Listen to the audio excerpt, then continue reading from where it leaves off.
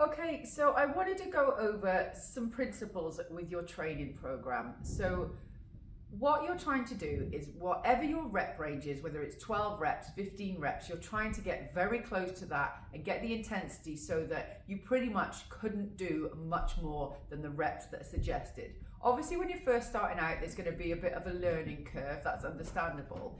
But say, for example, on your first week, by the third set of each exercise, you should be towards your working weight. So start light, have a little practice on the first set, go up a little bit on the second set, and by the third set, you should pretty much be finding your working weight, which means that you couldn't really do many more reps with good form. So say if it's 12 reps, by the time you get to 12, that should be getting pretty tough, okay? If you can do way more than the number, then the weight is too light and you have to increase the resistance. So whether it's bands or kettlebells or dumbbells, whatever it is, you've got to increase the resistance because that's how you're going to get your results. The intensity of your workout is important. You've got to be working within the right frame and you have to keep gradually increasing. So you're looking to increase volume through an extra rep, more weight, eventually potentially an extra set, but that is the way we're going to be increasing.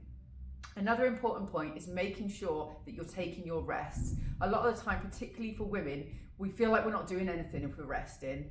But the rest is there so that you can do the next set effectively. So if it's a minute, 2 minutes, whatever it is, take that time or rest until you feel ready. If you're feeling ready straight away after doing your workout or your exercise, the weight was too light, okay? If you're working to the right intensity, you shouldn't want to go and do another set of that exercise straight away because you will not feel recovered. You've got to leave time for whatever that muscle is. You've got to leave time for it to recover. So that is important. So focus on that as well.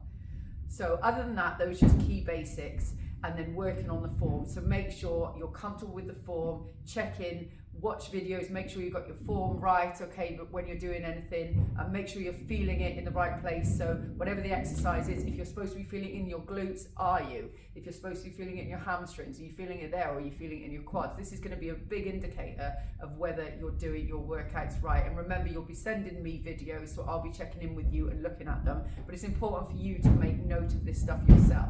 Okay, because if you don't have that mind-muscle connection, your workouts aren't going to be as effective. And we want you to get the best that you possibly can out of this 12-week program. So that's all for that, guys. So just have a think about it with your workouts and work to these principles and you'll do really well.